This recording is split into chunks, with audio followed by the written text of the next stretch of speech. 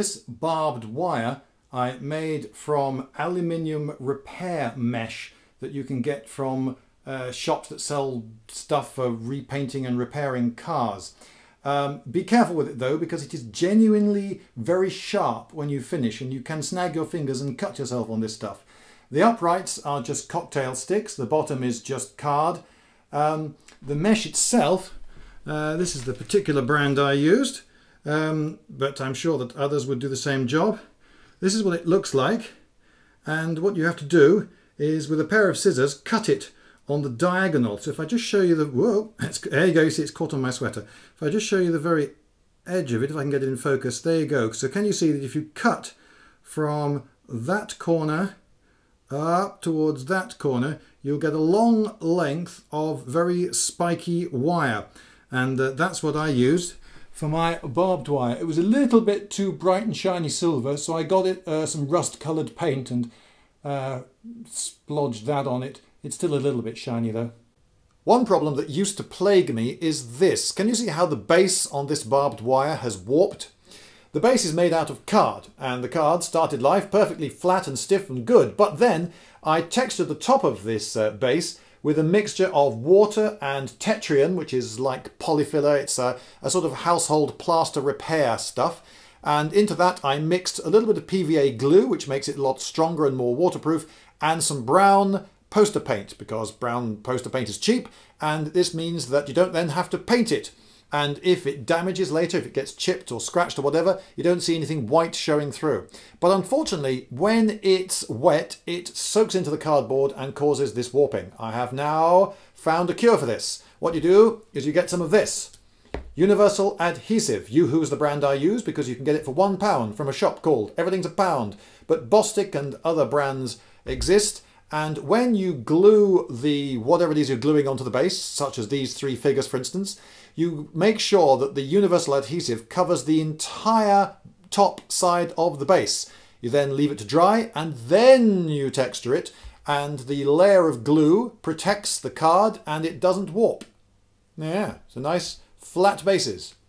Trenches are a problem for the wargame terrain maker. The trouble is that they just go downwards into the earth and you can't really be digging holes in your dining room table.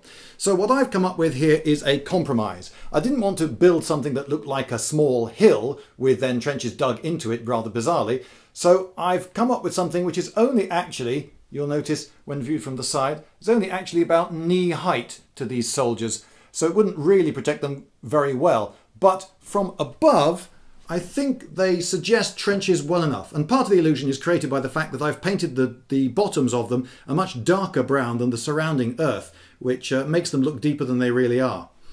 It's a big base of thick card on which I have used cork to create the heights.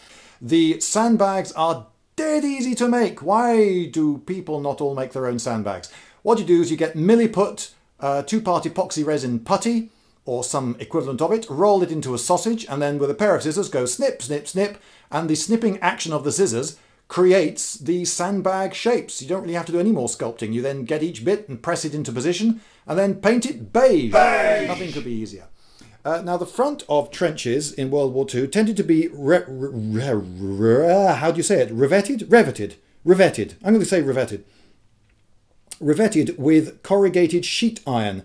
And what I've got here is little bits of plastic. Now some of these I got from a specialist modelling shop, but they're thin on the ground now and you may find this difficult to get hold of. But a lot of it is actually from fruit punnets. So next time you buy some strawberries or something and they come in a plastic punnet, see if there isn't a corrugated bit of the plastic that you can't use for this.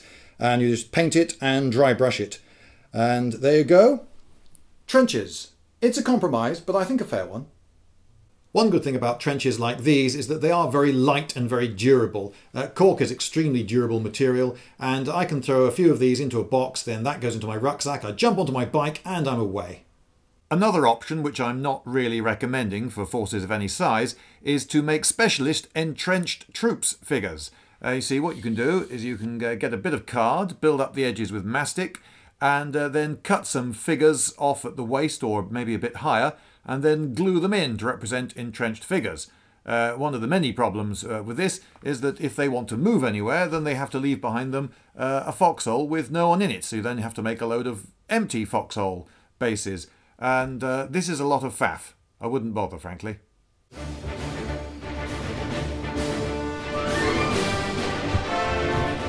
Lindybeige!